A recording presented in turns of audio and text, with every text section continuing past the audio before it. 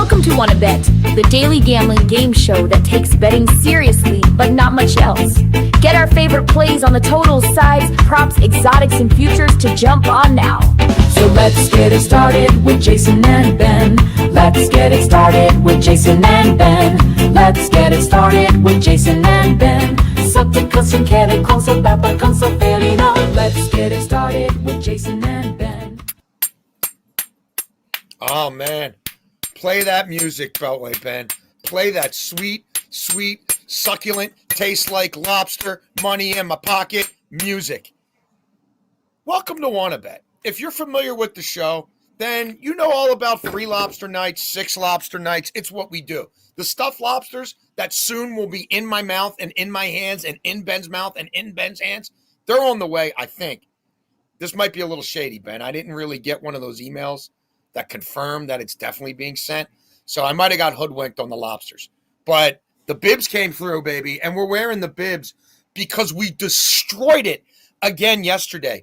Another day where, as a show, we're up over 12 units. Another day where we swept the board, and we had a lot of champions. We swept the entire match day, Tuesday and Wednesday, in Champions League. Not little bullshit bets, big boy bets. Smart, strategic, big boy bets all over the board that came for every.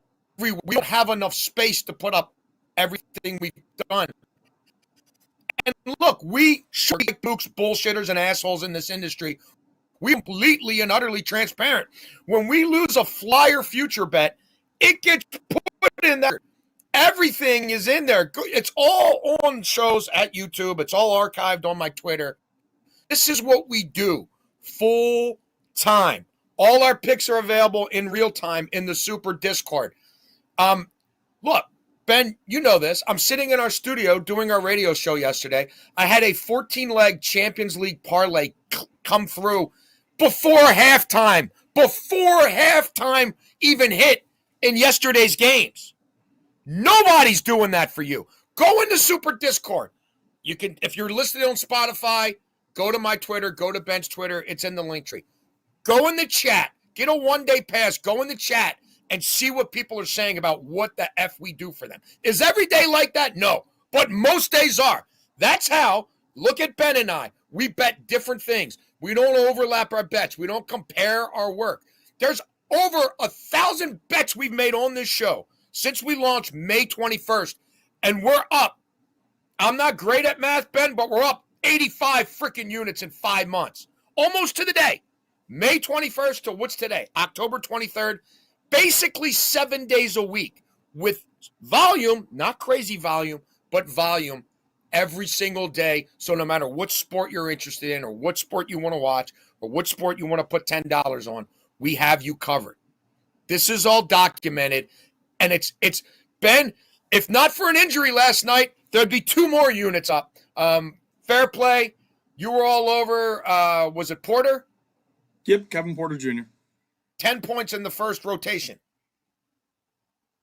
Yeah. Rolls his ankle. 10 points, 1 or 2 assists. But, of course, we did get the every book is starting to do it. You're getting your money back for a guy if he gets hurt in the first quarter. We did get that with Kevin Porter Jr. Moussa Diabate, I told you I liked his regular points. And I also like plus 190 to go 10-plus points because, to me, if he's going to score 8, he'll probably get 10. And I'm fine risking that because I think he's going over 7.5. 2 more points shouldn't be too hard. Cash in the first half. Matas Buzelis. This might be my Quinny P. I'll be honest with you. This might be my Quinny Ride P. him. Ride him. Matas Put him in the Hall of Fame. He is on a good track. On his first game, goes over, has points and rebounds. Very happy for Matas Buzelis. I'm a huge fan of his game. And like I said yesterday, I think he might be the best player in that draft class, and we're going to see it this season. Huge shout out to Tony Kornheiser. He is in the Wanna Bet Hall of Fame. Yeah. The Wanna Bet hoodie, he told me he'd probably display it on PTI. The Statue of Liberty was wearing it. Beltway Ben, I think that has something to do with our heater. Destroying the NBA, destroying Champions League. God, I can't wait for 2 weeks from now when Champions League is back. But guess what? We're not just destroying Champions League. We're smashing the Bundesliga. And we're smashing EPL. Hat trick Harry Kane. The entire Bayern Munich team, even Luis Diaz, who never scores when I bet him and always scores when I don't. I love you all. I love you all, and we're going to love you against Borussia Mönchengladbach this weekend. Love us back. All right, enough jibber jabber. Let's give the people more winners, Beltway, Ben. I go first, right? Yep. Yeah. We don't do a lot of hockey around here, but I covered hockey for a long time. Covered the Detroit Red Wings for the Detroit Free Press when they won back-to-back Stanley Cups. Covered the American Hockey League. I've covered 2 Olympics that involved NHL players. And we did pretty well in the Stanley Cup when we started getting back into it. Last night, if you're in the Super Discord, I'm sorry we had a sweat out. Les Habitants 2-1 over Calgary up in the Saddle Dome, in overtime, but it still hit. Big night. We're on the Raptors and Les Habitants. Big night for Canada. I don't want a lot of big nights for Canada in the World Series. We'll get to that later. Look, I love the Blackhawks here. They're playing great hockey. They've covered 7 in a row. They've played 10 games this season. They've lost by 2 twice. So in 8 of their 10, they're winning or losing by a single goal. Beltway Ben was on the Lightning at the start of their 4-game road trip against Boston. He had them on the money line and it hit. They also led like 4-0 and almost gave it away. The rest of that road trip, they scored 4 total goals. When a team is coming off extended road trip, several days off before they play at home, I usually like the visiting team. And when the visiting team is in great form like the Bucks, I really like them. Tampa Bay is 0-6 their last 6 games as a puck line favorite. Yeah, I don't really like a lot about them at all. Right now, the way they're playing. So yeah, we look, and the only time Chicago lost this season by 2 goals or more, it was interdivision games against the Blues, against the Red Wings. So little different vibe here. Look, do I like them on the money line? I'm not going to say it's an official play, but I do think they're very live to win tonight against the Tampa team that's licking its chops a little bit. First down for you, Ben. Yes, first down. So it's Chicago Chicago plus 1.5 goals. So we know Spotifyers, that's exactly what I'm on. Sorry, Ben, I got to get better with that. No, you're all good. Yeah, first down. We are going to go to Jordan Mason over 55.5 rushing yards. And when you look at what he's done this year, it hasn't been going over it a ton. And it's been like right around that number. Aaron Jones is back. That's what everybody is putting out there, right? Why take Jordan Mason with Aaron Jones back? To me, Aaron Jones is going to be used in the passing game. And we saw that in week 1 in their first matchup. They like what they have with Jordan Mason. He was very good in San Francisco when given opportunity. The Chargers have the 6th worst EPA against the run defensively, and they're 3rd to last in success rate against the run. So I don't trust that. This is a solid pass defense. I don't know that they want Carson Wentz throwing it 40 times tonight. I think we'll see a lot of running on the ground with Jordan Mason, letting the physical back do what he does best. And for that reason, I also am taking him to score a touchdown tonight. You can get him to score a touchdown at plus 120. He's the heavy back, as I said. Why would Aaron Jones be down there in goal line? They want the heavier back to punch it in. So I like him at plus 120, anytime touchdown, and over 55.5 rushing yards. I love that bet with Ben. And it takes me into my second down bet, which is also something of a fade against the Chargers defense that year 2 under Jesse Minter. Whoa, perhaps they're being exposed just a little bit. Allowed 17 per game a year ago, almost 24 per game this year. Not getting much pass rush. Odafe Owe, he ain't a pass rusher. Khalil Mack, I don't think he's healthy. Bosa, don't play there anymore. Fast track game, they don't really have the kind of speed, I think, to impact Wentz. We like the over in this game. Okay, all 4 games that Wentz has played, and that's at 44.5. All 4 games that Wentz have played have gone over.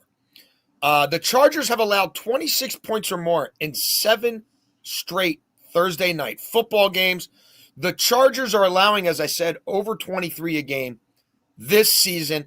The last 2 Chargers games have produced 118 total points. Flores is still blitzing a lot for that Minnesota defense, but it's not nearly as effective as it's been in years past. I expect Joe Alt to play for the Chargers. That means everything to their offensive efficiencies. This has become a throw-first team Even under Harbaugh, they changed their spots last year. It still continued even without their bookend offensive tackles. They're depleted at the running back position. They're not going to get explosives there.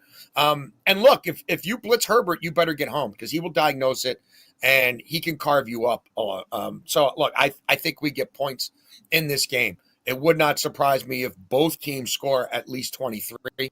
That's how I'm capping it. O'Connell knows how to call things on the Minnesota side. It might be Carson Wentz's last stand. We know he'll go out doing crazy things, which might include a pick six, which is good for us on the over. But either way, neither of these defenses are what they were a year ago. Both teams are slinging the ball around, and I think we get points. Second down for you, Beltway, Ben. Second down, we're going to go to Justin Jefferson, 60-plus receiving yards, and Ladd McConkey, 40-plus receiving yards. Listen, I didn't think Carson Wentz is going to be out there chucking the football across the field. I don't know that he is, but when he does throw the football, there is the best wide receiver that you have in Justin Jefferson. One of the best in the NFL, maybe the best. Him and Jamar Chase are always in that fight every single season. And then you look at Ladd McConkey, 24 targets in the last 2 weeks. He'd been quiet for that stretch, weeks 2 to 5, and all of a sudden, Herbert's finding his reliable guy again. Jefferson has 60-plus and 5 of 6. Both of these guys have been doing this a lot recently. And in prime time, Thursday night football, you have to expect both these quarterbacks to go to their best guy. So I like Justin Jefferson, 60-plus receiving yards, and Ladd McConkey, 40-plus at minus 118. Excellent. Third down for me. Let's get a jump on the Falcons, or as I like to call them, the Vulcans, beating down Miami. I've got a parlay here. I will probably have another parlay on this later in the week as more markets form. The Bijan rushing receiving markets hadn't fully formed yet. The rushing markets have. So here's how I'm playing this game, Spotifyers. And you're really missing out on the visuals here. If you're just listening, you want to watch too. Because you get to see Choppy and Meatball. I'm just going to throw up GG. We haven't shown GG in a while. This is not a whale bet. It's not a 2-unit bet, but I want to give some love to Gigi. She's scared when I take her for her walks now. She gets scared of like all the skeletons and ghouls and stuff, the Halloween costumes. It's pretty cute. Like people with the Halloween decorations all over the place and it freaks her out. So here's what we're doing, Spotifyers. We're going to take the Falcons down to minus 6.5. Why am I doing that? Because their kicker still sucks. And I'm worried about missed extra points, missed field goals. So this thing's moving north of 7. We're going to take it to 5.5. Bijan, anytime touchdown. Do I really need to belabor that point? Bijan, 90-plus rushing yards. Okay, last week was the first time Bijan was held under 100 scrimmage yards. San Francisco sold out. They took him away. The idiot Zach Robinson didn't make adjustments. I'm not sure he's going to make adjustments here, but I do know back at home in what now is a must-win game against the worst team in the league, Bijan will see a lot of the ball. Bijan's averaging 152 scrimmage yards per game. Miami's allowing 159 a game on the ground. Miami is the most run-on team in the NFL. I guarantee you Raheem Morris is telling that idiot Zach Robinson, everybody runs on Miami. We better run on Miami. Miami's 26th in rush defense EPA. They've also allowed 9 rushing touchdowns already this season. Miami's terrible on the road. They've won 7 of their last 21 on the road. They've covered in 5 of their last 13 road games. They have failed to cover those games by an average of 4.85 points. That's not the margin of loss. They failed to cover the spread by an average of 5 points on the road since the start of last season. This season, when they lose, what do they lose by? Minus 25, minus 2, minus 3, plus 6, minus 10, minus 6, minus 25. They played 3 or 4 road games. They've lost by 25, 25, 10, and 3. Atlanta can't take their foot off the gas here. Atlanta won't take their foot off the gas here. And we will be playing this with Bijan scrimmage yards as well, probably by Saturday's show. So again, Falcons minus 5, Bijan ATD, Bijan 90-plus rushing yards. That's going to get you close to 2-1. Yeah, third down for me. Monty Vidal, over 15.5 rushing attempts. This has to be a heavy workload game from him. We've heard Jim talk about it all year. You don't want Herbert taking more and more hits, and he's been more aggressive running the football. We know Greg Roman loves his quarterbacks using their legs, but to me, with what's going on here, Hassan Haskins is now out with the hamstring injury. You already have Najee Harris dealing with the injury. You already have Amari Hampton dealing with the injury. How is it not a heavy workload for Kamani Vidal? The dudes look good. I was on him the first week when everybody was on Hassan Haskins, and I got it. Michigan guy, whatever. to me, Kamani Vidal is going to be doing it all tonight. And it's weird. When you go receiving yards and carries, it's like, what are you doing here? I think that he's going to be on the field so much that he'll do both. One catch for him can be 15 yards. And we saw that in that first big week. We saw him do that. But to me, there's going to be screens. There's going to be a lot of carries. And they're a favorite here. So if they're up late, I don't know that they want Herbert taking hits in the pocket. That offensive line is kind of shaky. You want to help them out on the ground. I remember texting you a while ago with Hampton. Help the offensive line out, move forward, let them road grade. And Greg Roman finally did it against the Giants, and that was what kind of sparked them. But I do think we see Kamani Vidal catch a few passes, 3 to 4. I'm hoping that we don't get screwed by that running back tackle in the backfield that we've gotten screwed by before. That's why I'm kind of hesitant to do it usually, but I do like Kamani Vidal tonight. Rushing attempts over 15.5 at -110, and then over his receiving yards, 14.5 at -110. I'm an idiot and I screwed myself up again. So this is now third down, right? You've given out 2 or 3. I'm sorry. Me going first. I'm such a jackass that it takes me. This is going to be fourth and long for you. Right. I gave out Atlanta. You're first. I gave out the over. Yes. So now yes. Okay. Thank you. So where did I do the Herbert?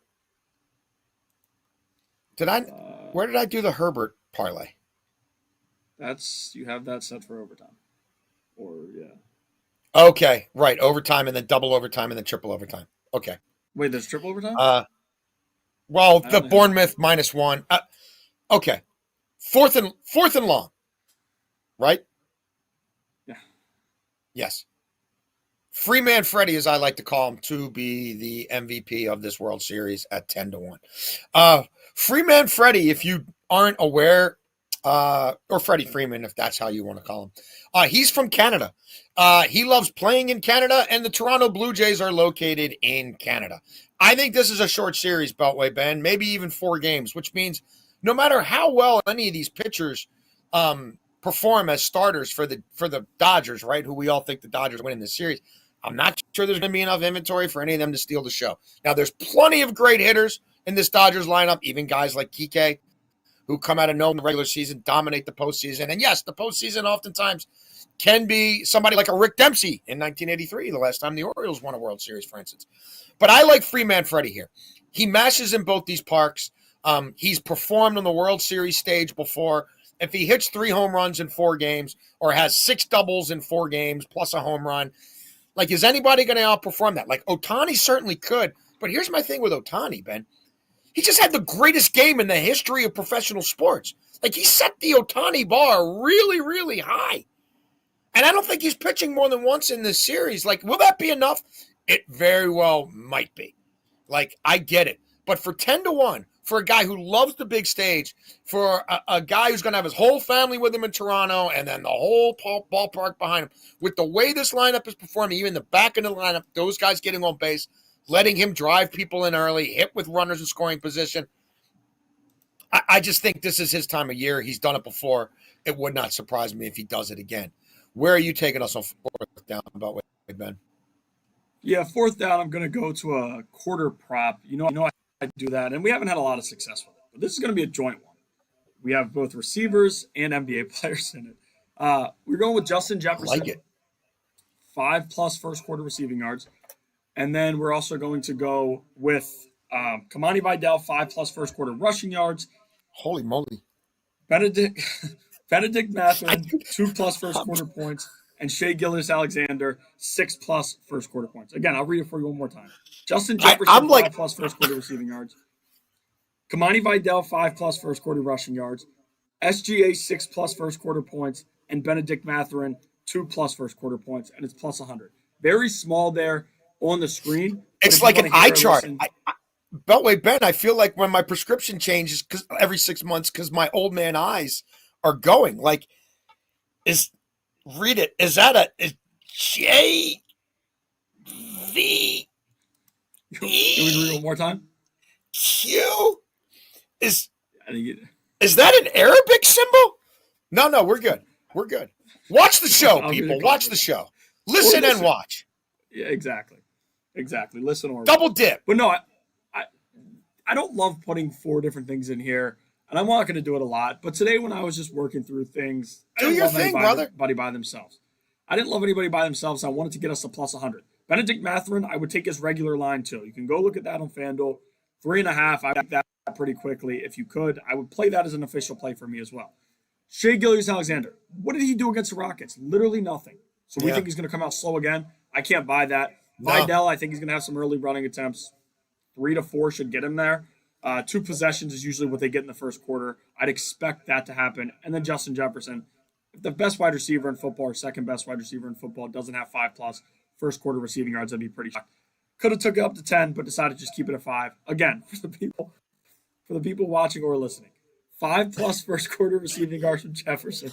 If you're watching, you're screwed. Really, probably, honestly, you're probably better off just listening. You can screenshot it and zoom in. And you know what we need?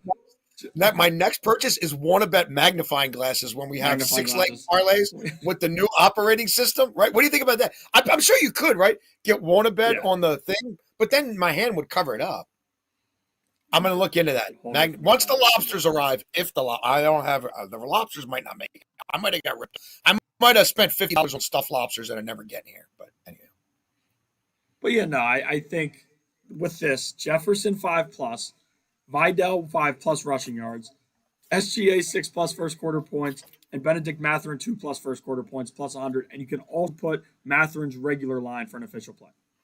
Quinny P's got 20/20 eyesight. Quinny P told me he can read that no problem. Quinny P said, "Can't wait for spring training. Keep cashing with me, Quinny P." Quinny P, it's good enough for Quinny P. It's good enough for Quinny P. It's good enough for me. Quinny P, Cy Young. What is that going to be? What are Quinny P Cy Young odds going to be? You know I'm putting $10 on it if I can even find it. Are you going to bet the Brewers on the money line in spring training when he pitches? That's my question. No. Spring training bets. I don't think, honestly, I never say never, but I do not anticipate any. If I make a spring training bet, it's going to be like, you know what I mean? Some prospect to hit a home run for like, plus 700 or something. Like, I don't know. Chase DeLauder, out there in Peoria next February before he gets hurt. I better do that. I probably better do that in February, not March. Or when do they start playing games? Middle of March? Because Chase DeLauder by I don't want to put a jinx on him, but by March 17th, he's probably hurt. I'm rooting for the kid. I like watching him play in the Eastern League. But overtime. Should I just go through all my overtimes, Ben? Yes. All right, overtime. We got a little parlay in the football game tonight. Justin Herbert, 20 or more completions. Justin Herbert, 225 passing yards. Ladd McConkey, 50+ passing yards. That will get you plus money. Receiving. Ladd McConkey, 50+ receiving. What did I say? Passing. No. Yeah, this will not be a Cooper Kupp situation. I do not think Ladd McConkey will be trying any option passes. Yeah, so no, McConkey 50+ receiving yards. Okay. The Chargers are throwing the ball a lot. I think Joe Alt's playing tonight. That's a big deal. If you want to blitz Herbert, that's fine. He'll diagnose it and he'll tag you. Minnesota's allowing an opposing passer rating of 101 and 9.8 yards per attempt to wide receivers. If you drill down on it, they take away the slot. They negate the slot. You can have fun on the outside. AJ and Devontae both had fun at the same time on the outside. DK Metcalf had fun on the outside. I think Ladd McConkey, who's got 24 targets the last 2 games. Quentin Johnson started dropping balls again. He's faded. Keenan Allen can't separate. I think it's McConkey on the outside. 50 is a fairly conservative number with the kind of market share he's been getting. And when things break down, he's the guy who's got the most sort of stuff built up with Herbert.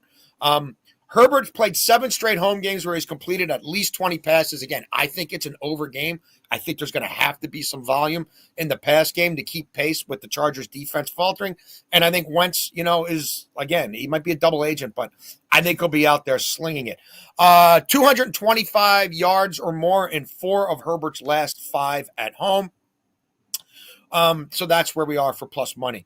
I also have a parlay that I'm on in the Premiership this weekend. Bournemouth and Chelsea to both win on the money line. That can get you close to plus 150. Bournemouth's playing Forest. Forest is terrible. Forest just fired their manager, and I know sometimes there can be a bump there. But the mook they hired, I know this wanker, and he couldn't coach in the Premiership last time around. He ain't coaching this time around. We love our Bournemouth Cherries. They know how to do job home and road.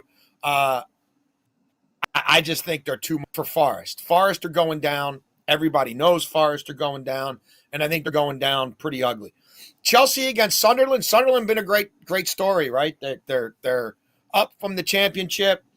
They're getting results, but they're one team at the Stadium of Light, and they're another on the road. And if you look at who they really played, it's no great shakes. Chelsea's youngsters are alive, hanging the 5 spot in the Champions League.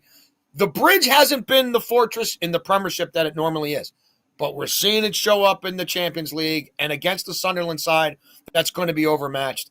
I really like it. So there's some other things I like in the Premiership as well. But Bournemouth, Bournemouth is going to push for a spot in Europe. It's Chelsea at the Bridge against a lesser side. So these odds will change by the weekend. I also am on Bournemouth -1 at +187. So if the Cherries win by 1, we push. Cherries win by anything more than 1, we cash. That's +187. That's an official play. Meatball, 1 unit. Put it in your scorecard. If they score early against Forest, look out. I also like half unit on my man Antoine Semieno to score a goal. That's at +210 to score a goal against Forest. Looked great. And their wild one, 3-3 over the weekend against Palace. He's seen a lot of the ball inside the 18, and he's in really good form right now. So Semenyo, anytime goal, +210. We got a half unit on that. Overtime for you, Beltway, Ben. I got 2 plays, one in the NBA and one in the NFL. First one, SGA 25+ points, Benedict Mathurin 15+ points, and Andrew Nemhard 4+ assists. Now this one is a little tougher on the eyes, not as tough as the 4th and short. Oh, I love it. Here we go. SGA. Make them work for it. Absolutely. 35 points last game. And we saw nothing in the first half. He couldn't score. He wasn't getting to the free throw line. All of a sudden, he needs to turn it on, and he does just that. So you're telling me tonight he's not going to score 25+? This was -2,000 at some points last season. It was shocking the way that he was doing things, but he's able to do it. 25 points should be no issue for him here. And it's nationally televised technically. It's still on the ESPN. I know a lot of people are going to be watching football. That's fine. I still do believe that we see SGA score 25+ points. Benedict Mathurin, very high on this guy, especially with Nemhard out. Halliburton. No Halliburton means Mathurin is going to be chucking. He is a shot chucker. We see it all the time. We saw it at Arizona. We've seen it in the NBA when he play a little bit. Plays good defense. I'm not afraid they're going to be taking him off the court a lot this season. He should provide a big scoring role for them. And then Nemhard 6+ assists. This is the play to get us to +111. Nemhard 6+ assists. He's controlling the route. We see what Halliburton does when he runs the point there. It's a left and right. Nemhard's learned a little bit under him. He's got a good passing background. We've seen both Nemhard brothers do that through college and the pros early on. I just expect him to get a 6+ assists, +111 here. Now the other play.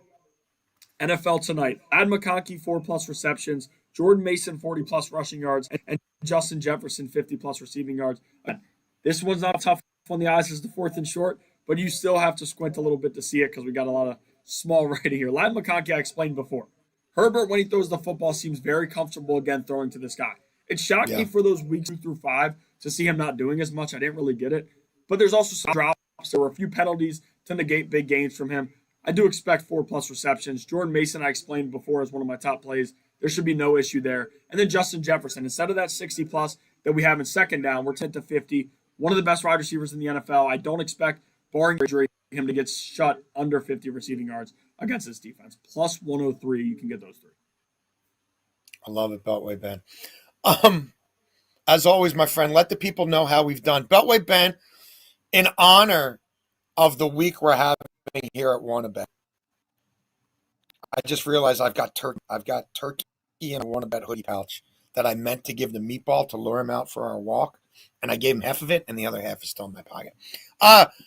Beltway Ben, there's our super Discord. Get all our bets in real time as we make them. We go in there, we tell you what's up. Go in there with the 1-day pass if our guy Casillas is still offering it. And just go in the chat and see what people are saying about the value they're getting for their money in the super Discord. If you're a Spotifyer, go to @BHJournalist, go to @JasonLockenfora, go in our bio. You can click right on there in the link tree. In honor of what we've done this week, Beltway Ben, can I get you to sing the Champions League song with me? We are the champions. We are the champions. Come on, please. That one doesn't go well with me. What do you mean? Can you try? I'm not a big singer. Not a big Beltway singer. Ben, neither. Who cares? Beltway Ben, we're looking at 85 units here. What will it take? 100 units? Will you sing it with me at 100 units? No, that's expectation. For me to sing it, it has to be something that's shocking. Like no, the Brewers winning. Hitting 18 straight, bro. Hitting the entire match day in the Champions League isn't exciting enough. No, not exciting. I said surprising, or not surprising. I expect that from you. Huh. I mean, I'm not going to deliver like that all the time, dude. Yeah, but I don't do that. Like this is ridiculous. Yeah, but this is nuts. It is a generational run, absolutely. But we hold each other to high standards here. So what's it going to take to get you to sing the Champions League song? And I know the lyrics are "These are the champions," but these are the champions. There you go. I like it. These are one more time. No, I'm not going to get low for the champions. These are the champions. That's fine. We are the champions. So it's we or these? It's but these are. They're saying that these are, but I changed it to we are because at WannaBet, we are the champions of Champions League betting and a lot of other stuff. So there you have it. Tomorrow, I don't know, probably 12:30-ish. We're working through some stuff. And then the weekend, probably 11:30-ish. We might do Sunday earlier. I don't know. You tell me. Part of me wonders if we did it earlier, might be better than just an hour before kickoff. Well, yeah, we'll figure it out. We'll talk about it. You want to bet, we want to bet. We are the champions. You are the champions. We'll see you tomorrow.